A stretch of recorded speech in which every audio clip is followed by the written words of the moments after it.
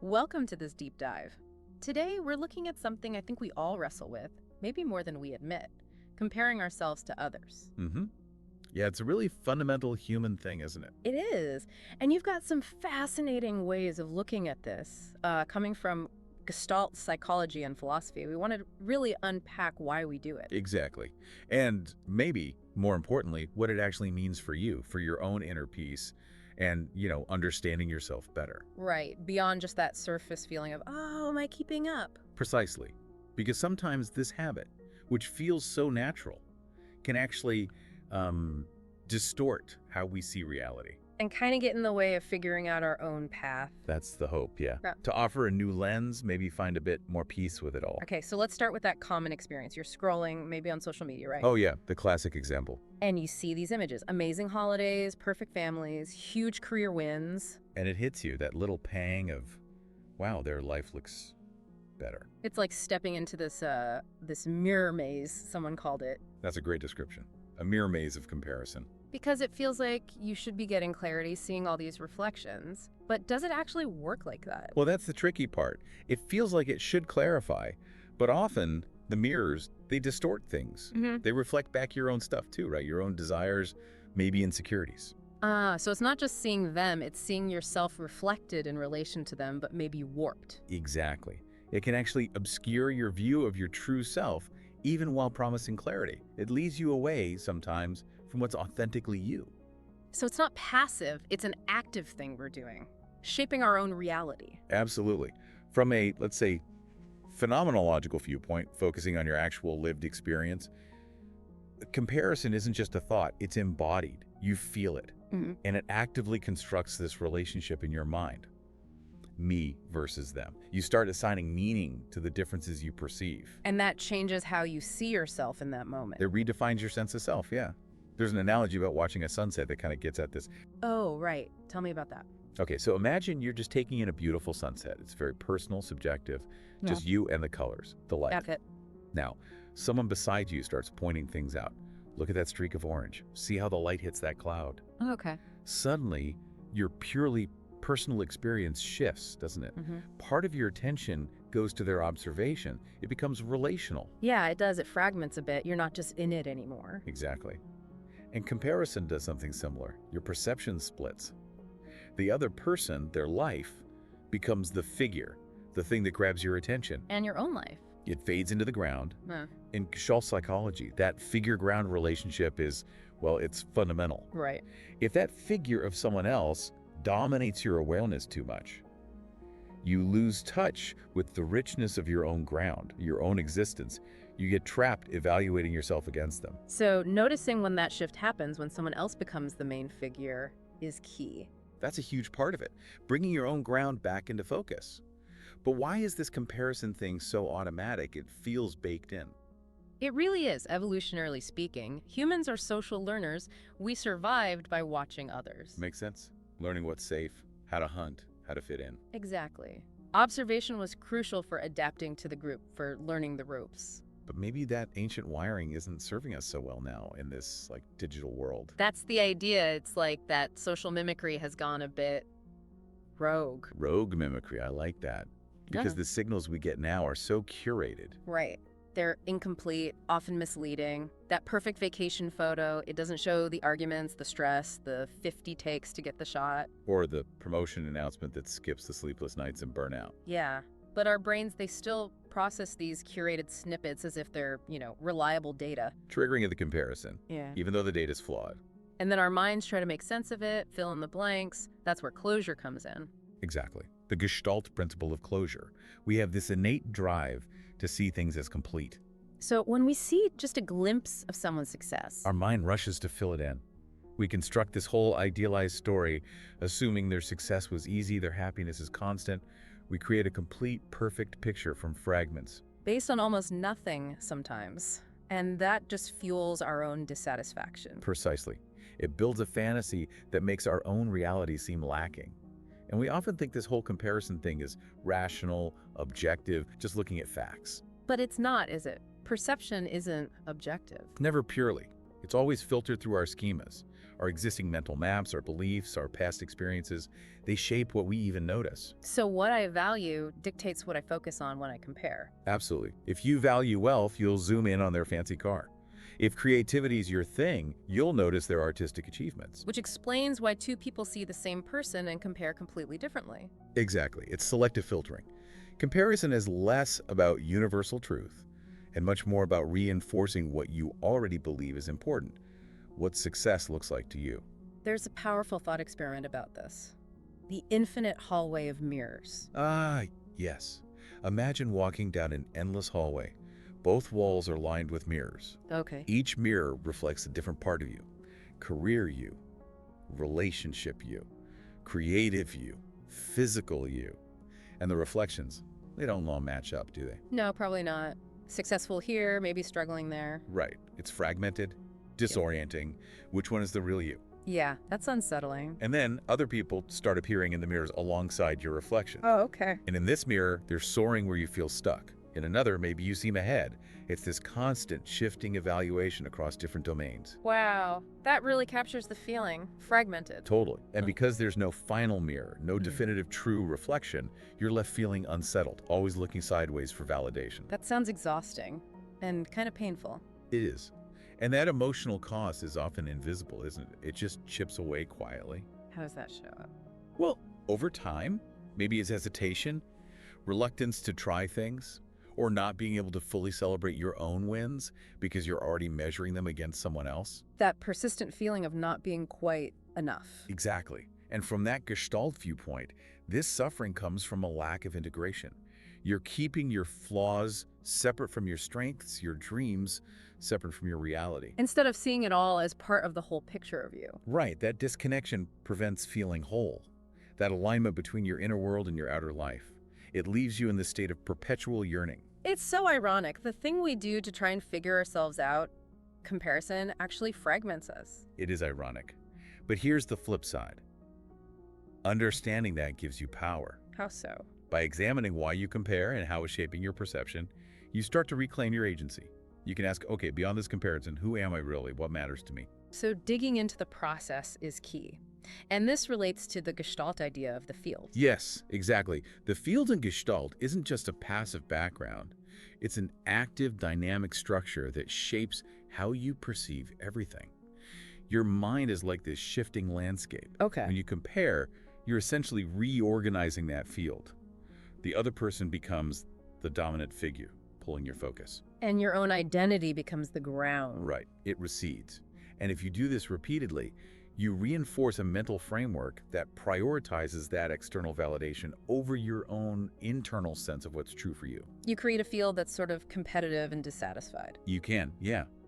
There's another principle, isomorphism, which suggests the structure of our thoughts mirrors patterns we observe or engage in. Repeat the comparison pattern and your whole perceptual field starts to take on that structure. And Gestalt is all about wholeness, right? An integrated experience. Comparison seems like the opposite of that. It fundamentally disrupts it. Think of your self-concept like a complex mosaic picture. Comparison is like tearing that mosaic apart. You isolate individual tiles, career tile, appearance tile, relationship tile, and look at them separately. And you lose the overall picture, the meaning. Precisely. You get this false sense of clarity by looking at the pieces, but you lose the interconnectedness. Your career success is linked to your values. Your health is linked to your well-being. Isolating them for comparison severs those vital connections. Which creates that feeling of incompleteness, even if you win the comparison on one tile. Exactly. That hollowness. Because wholeness is missing, and this fragmentation triggers that law of closure again. The drive to complete the pattern. Yes. Comparing yourself to someone better creates a gap, an unfinished feeling in your self-perception. Your mind desperately wants to close that gap. But the target keeps moving because it's external. Right. It's based on an ever-shifting external standard, so the gap can never truly be closed in a satisfying way. You're trapped chasing something that recedes as you approach. It really boils down to where you put your attention, doesn't it? Fundamentally, attention is the spotlight in Gestalt terms. It determines what's figure and what's ground. So focusing on their wins. Amplifies them in your mind, and by default diminishes your own. Imagine using a magnifying glass on one blade of grass. You see every detail of that one blade. But you lose sight of the entire lawn, the bigger picture of your own life and fulfillment. And if you focus on the negative differences, I'm not as good as them. You create this cognitive loop. It reinforces the feeling of inadequacy. It's like a funhouse mirror. It keeps showing you a distorted version of yourself. So breaking free means consciously redirecting that spotlight. Yes, turning your attention inward. What are your authentic desires? What are your values, regardless of the lawn next door? And we do this often thinking there's some objective truth to it, like we can actually measure who's better. That's the big illusion, isn't it? The fallacy of objectivity comparison. We think it's a reliable measure of worth. But perception, as we said, is always subjective, always filtered through your schemas. My internal filters. Your filters, your cultural values, your family background. What one culture sees as vital intelligence, another might overlook completely. Right. Academic versus creative, for instance. Exactly. So if there's no universal yardstick, what are you actually measuring against? It makes the whole exercise seem kind of futile. It distracts you from the only comparison that really holds weight. Are you living in alignment with your deepest aspirations? Are you being authentic? The question shifts from, am I better than them, to, am I true to me? That's the core shift. And understanding how this comparison mechanism works, understanding the subjectivity, the schemas, the figure ground shifts, that's where insight comes in. Insight, that moment of clarity. Yes, it's more than just intellectual understanding. It's that aha moment where understanding clicks into a real change in perception. It bridges thought and feeling. Like back in the mirror maze. Exactly. You're walking down the hall, feeling defined by the reflections. Then the insight hits. Wait, these mirrors aren't objective truth. They're reflecting my stuff back at me. The maze doesn't disappear. But you navigate it differently. You see the distortions, as projections. So insight in comparison means realizing the dissatisfaction often comes from the perception, not necessarily the reality. Precisely. It's seeing how the lens of comparison colors everything. That puts you back in the driver's seat. Others become fellow travelers, not benchmarks. Right. Comparison stops being this automatic compulsion and becomes more of a choice. You can notice it happening and choose not to engage, or to engage differently with curiosity. This ties into the idea of perfection too, doesn't it? That relentless chase fuels comparison. Massively. We compare because we're often chasing some ideal, some perfect version of ourselves or our lives, and we see glimpses of it, or what we think are glimpses, in others. Believing that if we just measure up, we'll get there. But the paradox is, perfection is a construct. It's not a real place you arrive at. It's always just over the horizon. And chasing it violates that Gestalt idea of wholeness. It does. Because wholeness includes the imperfections, the messiness, the struggles. True fulfillment comes from embracing the totality of your experience, not from achieving some flawless state. So self-acceptance becomes the antidote. It transcends the need for that external validation that comparison feeds on, but it's an active acceptance, meaning you actively redefine success on your own terms. You focus on being true to yourself, not better than someone else. That requires courage, though, vulnerability. Absolutely. Right. But the payoff is authenticity, purpose, and ultimately a deeper sense of peace. So the question becomes, what if you stopped chasing perfection and just embraced possibility? How would your journey change? Yeah. What if comparison wasn't a judgment, but maybe a spark for growth, a point of curiosity? That leads to another interesting thought. Could comparison actually help you find your uniqueness, paradoxically? It's a provocative idea, right? That maybe comparing isn't always a betrayal of your uniqueness, but could be a step towards discovering it. How would that work? Well, think about creation. Anything new emerges from this interplay between the familiar and the unknown, Gestalt's figure and ground again. Okay. Comparison creates this kind of creative tension. You're drawn to the figure, the other person, but you're also aware of your own ground, your identity. This can blur the boundaries in interesting ways, revealing potential. So the value isn't the conclusion of the comparison, I'm less than, but the questions it raises. Exactly. Why am I drawn to that? Why do I feel a lack here? These questions push you deeper. Who am I really underneath this comparison? So the paradox is, by measuring yourself against external standards, you can end up realizing your own worth is actually unquantifiable. Beautifully put. Your uniqueness exists beyond measure, in that sort of infinite horizon of becoming who you are. Which bumps up against another myth comparison feeds, the myth of arrival. Oh, definitely. The belief that if you just achieve that thing, the dream job, the perfect partner, the recognized success, you'll finally feel complete, you'll have arrived. But you never really arrive, do you? That's the uncomfortable truth. There's always another mountain peak, another goalpost. Arrival is a mirage. And again, that clashes with the Gestalt idea of wholeness as a process. Absolutely. It sees humans as dynamic processes, constantly unfolding, not static entities that reach a final state. Wholeness is about integration, not finality. Fulfillment is in the journey, the becoming, not the destination. Right. Realizing this is incredibly liberating. On one hand, it frees you from that external pressure. But also maybe a bit unsettling. If there's no endpoint, who decides what's enough? Exactly. It's unsettling because it throws the responsibility back onto you. It challenges you to define success as a state of being moment by moment rather than a destination reached. This feels like where philosophy can really help navigate these dilemmas. It can. Thinkers like Nietzsche or Sartre grappled with this. How so? Well, Nietzsche's will to power isn't about dominating others, but more about self-transcendence, creating your own value, self-overcoming, he called it, not just adopting society's benchmarks. Tensor. His emphasis on authenticity, taking responsibility for your choices, refusing to just succumb to societal pressure or what they say you should be. It's about choosing your existence. Which echoes that Gestalt idea of insight being the catalyst. Yes. When you focus on your own path, your own becoming, rather than constantly looking sideways, you tap into your own creativity and agency.